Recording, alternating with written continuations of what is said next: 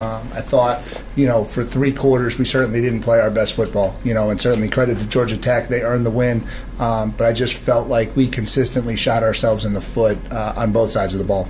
We talked to our team about that, just an overall lack of execution the first 3 quarters. We've got to be better as coaches, we've got to be better as players, and we've just got to put ourselves in better positions going into the fourth quarter. And then obviously, extremely proud of our fight in the fourth quarter, for us to really have played the way we played and be down the way we were down, but then respond. We get the huge punt return from Samir, and then defensively on a day where we didn't play great again, we were able to go out there and get a bunch of fourth quarter stops to give us our shot, and then felt like getting into overtime was our best chance to win. Really felt like we had all the momentum and felt like we were in position to be successful, and then unfortunately we just weren't able to finish that last drive, and really put Charlie in a bad spot, forced him to go out there and try to kick a 52-yard field goal into the wind. And so didn't have much choice at that point down and distance wise, but probably should have managed that last drive a little bit better, and so take the onus for that on me, and I shared that with him. And so that's last week. It's disappointing, but it's football, and so we've got to recover and we've got to bounce back this week, and we've got to be better. And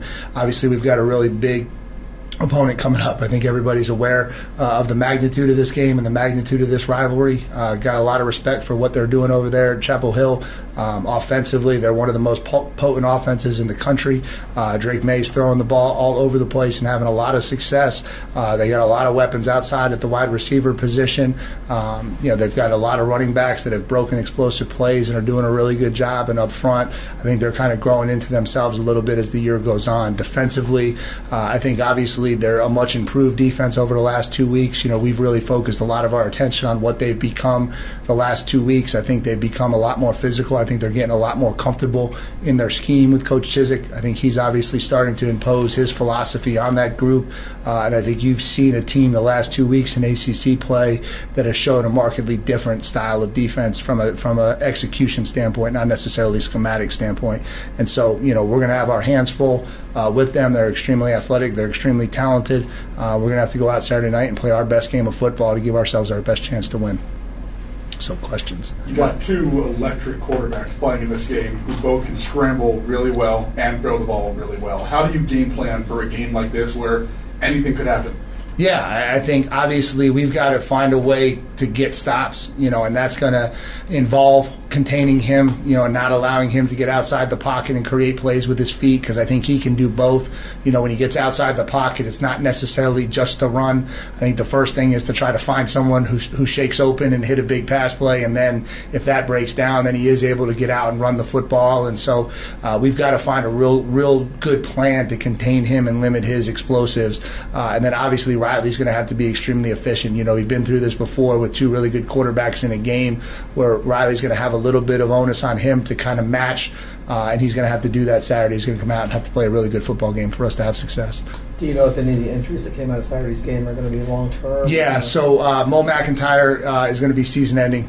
He had a lower body injury, and so he'll have surgery Thursday, and so he'll be done for the season. I think everybody else who got hurt Saturday, we anticipate back. I think we anticipate Jalen Coleman being back. He was a game-time decision Saturday and just couldn't get over the hump, and so we decided not to play him Saturday, but we should have him back. And then I think the guys that we spoke about, Anthony Nelson won't be back yet, and there's one other guy. Trey Freeman probably won't be back yet either, although Trey's got a chance depending on how his recovery goes towards the end of the week, so he could be a game-time decision. And then Dorian got in Saturday, and we expect him to be back and ready to go this week as well. Okay, you feel Mo, I was going to ask, how do you think the offensive line performed without him, changing on the fly Saturday, and how will that go forward? Yeah, I mean, we've been rotating all year, and part of that rotation has been Mo out of the game. And so, we've been preparing for the possible injuries and then keeping everybody as fresh as we possibly could. And so I think it's the next man up, and he's got to step up and he's got to go. And so you'll see a lot more of Jack Burns and Chance Lytle, and then I think a kid like Justin Pickett becomes a lot more involved in what we're doing.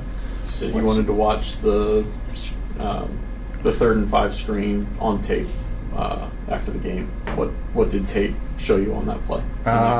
So I'll just say this. Obviously, no game gets decided by the officials, and we should never have put ourselves in that position.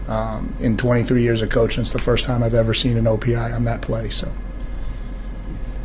what's your philosophy going into a big rivalry game? Do you try to use that emotion to ratchet it up, or do you see all the outside noise and try to dial it down? I think we have to make sure we handle our emotions. It's not, our kids don't need to be reminded who we're playing. They certainly understand the significance of this game and the significance of this game to our fan base, our community, our alumni, to themselves. And so I don't know that necessarily you ratchet it up. I think we talk a lot about what the energy and emotion is going to be like Saturday night and making sure that we handle that the right way so that we can go out and execute the things that we need to execute to win the football game. I know it's important to get out to a fast start regardless of who you're playing, but especially with UNC's track record of their defense, and they have trouble building momentum sometimes, how important is it, especially for Saturday, to go out and score on your first 2 or 3 drives right away and kind of, kick them while they're down? Yeah, I mean, I think it's critical when you're playing an explosive offense, and they certainly are one, that you don't lose touch. We're going to have to go out and we're going to try to have to get out on a good foot. We're going to have to make sure that we stay within arm's length and hopefully build a lead to give ourselves a chance to sustain what they're going to bring on offense. They're going to be really explosive, certainly going to be a challenge for us. And, for us to have success, we're going to have to make sure we start quick on offense ourselves. Saturday was really the first game for Riley compared to other games he didn't play as well. You guys were behind a lot when you talked about how that would change the way he played. It seemed like he was under pressure a lot more too. Just how do you assess how he did that day? Yeah, and what you did going forward? He was okay. I thought he managed the game decent. I thought early in the game, I thought he was in a decent rhythm. They did a really good job of kind of, we took some shot plays and they just kind of bailed out in coverage. So you saw a lot of checkdowns to the backs, and we were able to get some 8-10 yard gains to the backs. And I thought we handled that well. And then I thought as the game went on, I thought the pressure started to increase. I didn't think we did as good of a job picking blitzes up. And we had hats on hats. We just didn't sustain blocks particularly well. And then I think that got him a little bit antsy and got him out of rhythm. He missed some throws that he usually doesn't miss, missed a couple reads that he usually doesn't miss. And so, we obviously got to look at what we're doing, what we're asking him to do, and make sure that he's very comfortable with where he needs to go with the football all the time, and, clean that up and get a little bit better at our execution this week. Coming off a tough loss, does it help to face a team like Carolina, because they'll have your attention obviously all week long? Yeah, I think this team is beyond worrying about getting up for the next game. I think we come back to the same thing, but we've invested so much into this season. We asked the question after Kansas, and we came back against Virginia and proved that we could bounce back, and I have no doubt that we'll bounce back. We've got to go out and play better football. That's the reality of it. So to do that, we've got to have a great week of practice. We've got to execute better in practice. And then we've got to carry that over into the game field on Saturday, and we got to get off to a fast start, and we've got to execute what we're trying to do at a higher level for us to have success. How concerned are you that your defense wasn't able to force a turnover against Tech, and can you beat Carolina without forcing some turnovers? We always want to force turnovers. I don't know that I would use the word concerned. It's a piece of what we have to do to be successful, so we lost the turnover battle 1-0, and certainly when you lose a game by 3 points in overtime, you certainly would point to that and say, had we caused a couple more, we certainly would have given ourselves a chance to win. Can we beat Carolina without winning the turnover battle? We're certainly going to have to if we lose it. So, we're certainly not going to just rely on that. But, we certainly have talked all year about the emphasis of winning the turnover battle week in and week out. And we've got to do that in order for us to be successful. You mentioned the one turnover. Obviously, it's a bad play by Riley.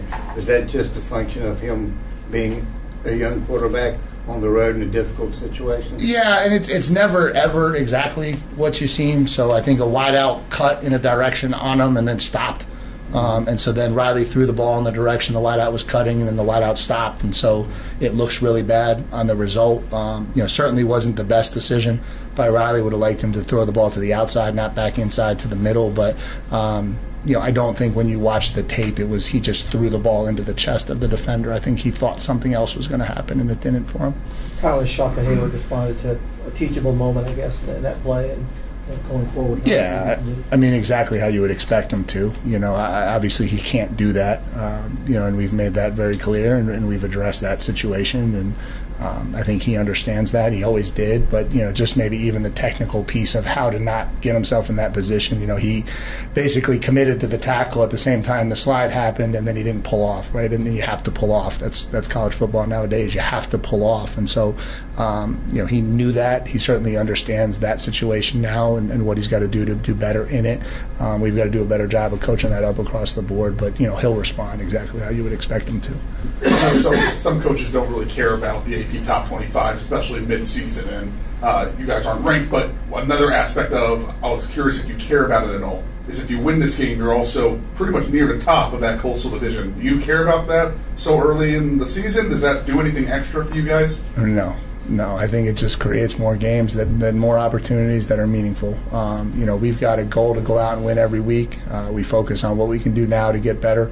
That's our focus every week. I know it sounds like coach speak, and you want me to deliver these big messages, but that is what it is. I think you got a 12-game season, and you know that, and every game has its own meaning and its own magnitude, and we don't. We've got to play well enough in these 12 to earn opportunities to play more, and that's all we get. And when the season ends, it's back to the 350-day preparation to get ready for the next one, right? So you take advantage of every chance you get to go play the game you love, and we expect our kids will do that all year. Speaking of each game being the magnitude, this is a rivalry game. It's a season all in itself sometime. And with less than 1,000 tickets left for this game, let's speak about how that could give you your guys some juice going into this game here. Yeah, we need Duke fans to turn out. We need Durham to turn out for us. We need our students to turn out in a really big way this week and fill the student section and be loud and be vocal. And we need our fans to turn out and wear our shade of blue and make sure that this place is filled the right way. And that energy and excitement obviously adds to the environment and adds to our ability to perform and execute. It always does. Kids love playing in front of a packed house. This week will be no different. What does it mean to you, the demand for the jerseys the students have sent your way? Yeah, it's been great. It's been great. Obviously, we're trying to make a big effort to get our student body behind this football program, and we know that's something that's going to take time, and it's going to be something we've got to build trust in the product that we're going to put out there. But there's certainly been a tremendous effort on our part, and certainly thanks to Chris Alston for everything him and his staff have done to put a lot of this stuff together. But the more football jerseys we get out and around campus, the more kids that are excited to come to our games, the better that is. And that's good for everybody on campus. It's good for our program. It's good for recruiting. It's good in every way possible. UNC is just a couple votes shy of being ranked in the AP Top 25. Do you feel like UNC is worthy of? Are they a Top 25 team in your mind? Well, they're certainly really talented. That's for sure. And I don't know who decides who's a top 25 team at this point in the year. There's still so much left to uncover about quality wins and which are good wins and which are bad wins and all of those things. But they're certainly an extremely talented team. They're certainly one of the most talented teams we've seen to this point, and they will be one of the most talented teams we see all year. And so I would certainly anticipate if they win enough games that they'll be in the top 25. You mentioned getting off to a good early start. An 8 p.m. kickoff, some players don't like that because you got that whole day spread out. How do you manage that day in such a way that your team is where you want them to be at kickoff? Yeah, well, we've had 3 late starts this year, and we've been up 21-0 at the end of the first quarter or before the other team scored in all 3 of them. So hopefully we start that way and not the way that we've started in some of our other games where that wasn't the case. So, your routine and the rhythm that you do, you just have different ways to get them ready, and you're a little bit more relaxed a little bit longer when you have an 8 o'clock kickoff. And I think as coaches, you got to be cognizant of the kick time, how you're feeding them, how your nutrition works over the last 48 hours to make sure that they're fueled and ready to go by the kickoff. You got to make sure that you don't ratchet it up too early. I think sometimes Friday night you become this intense team and that doesn't last, and so then you drain out by midday on Saturday, and then you come to the field Saturday and you're not where you want to be. And so I think you got to pay some heed to that and make sure you're doing that the right way. But it's just it's kind of our schedule the way it's built in, and so far thankfully it's been working. We've talked a lot this season about the relationship that preparation plays with confidence. How do you approach that coming off of an overtime loss that might be difficult to take, and have you seen the appropriate response in the last 2 days? Yeah, I mean, I think you approach it the same way. You know, the preparation is what allowed us to get the game into overtime, and there's still confidence in the training, and there's still confidence that you know, there are things that are happening on the football field that are not physical, that are costing us, you know, the ability in the early parts of that game to get in the lead and get ahead, you know. And so the reason why some of our first half drives ended wasn't because of mismatches physically. You know, we shot ourselves in the foot. The reason why some of those drives got started by their offense isn't because we missed tackles or we couldn't cover them. It's because we shot ourselves in the foot. And again, that's not to take anything away from Georgia Tech. You know, they executed and they played better than us, but you know, we kind of just focus on those parts of it and where we can clean up our execution. And I think the kids see that. They certainly felt it on Saturday, because when we were able to clean up and execute the way we were capable of, we were able to get ourselves right back in the game. Good. All right. Thanks, guys. I